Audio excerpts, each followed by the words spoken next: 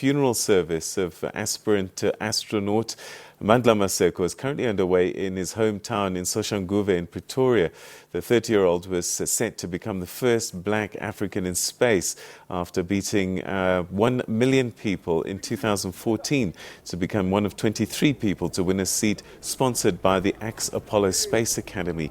He died on a motorbike accident last Saturday. Our reporter Sipho Sterman is there covering the story for us. Sipho, thanks very much indeed for joining us. I guess if the services that we've seen in the last couple of days are anything to go by, another somber day, remembering a fallen hero for many.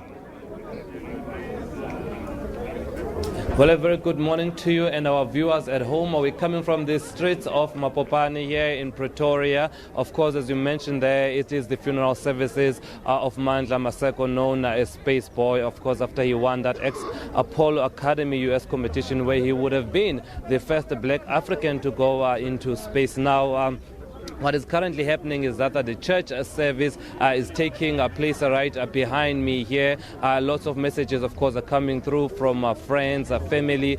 We've had a lot of these messages of outpouring and support throughout this week from social media, but also during the memorial service that was held by the SAF Force in Centurion. Of course, it's described as a humble young man, but a young man that was very much motivated, coming from township streets, growing up in Soshanguve and Mapopane. But he had very big dreams of making sure that he would not let anything stand in his way in terms of achieving whatever he set his mind on, and hence he then won that competition, beating a million other people that had hoped to be on that ship to the space. Unfortunately, over the weekend, of course, that motorbike accident occurred, which subsequently took his life, and he was never able to complete that trip to the stars. But I must tell you, Peter, the whole of Mapopane has come out here. If you just look behind me in the streets, there's lots of people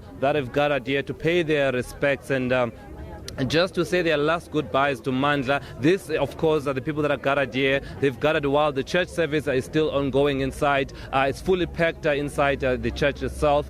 There's an overflow area on the other side of this and also the streets. So it just gives an indication of how big this funeral is and how the people around here have decided to come out in their numbers to show their support for Mandla Maseko.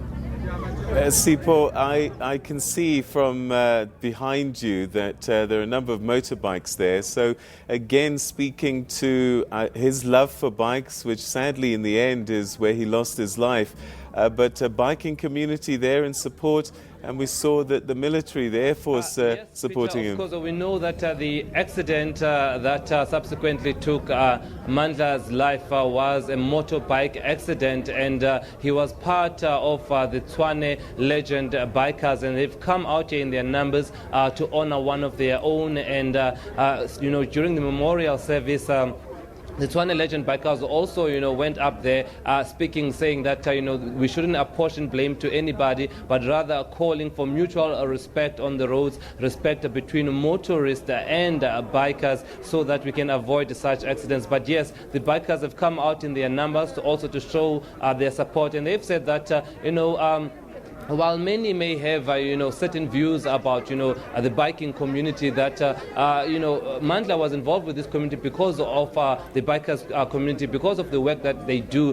They do a lot of charity work as the Tshwane Bikers Club, and, Mandla was part of that. So it's certainly a very versatile individual, an individual that seems to have inspired a lot of young people to dream big, an individual that was set to go to the stars, literally, being the first African, to go up into the skies. But unfortunately, that never happened because of this unfortunate accident. But it's not just only a somber mood. I think you can just hear from behind me, there is a sense of celebration, there is a sense of pride here from this community that one of their own has managed to grab the attention of the country. One of their own was set to, go up into the stars, but it never happened. But certainly, it's not just a somber mood that he died at age 30, but also a celebration of Mandla's accomplishment at just age 30, Peter.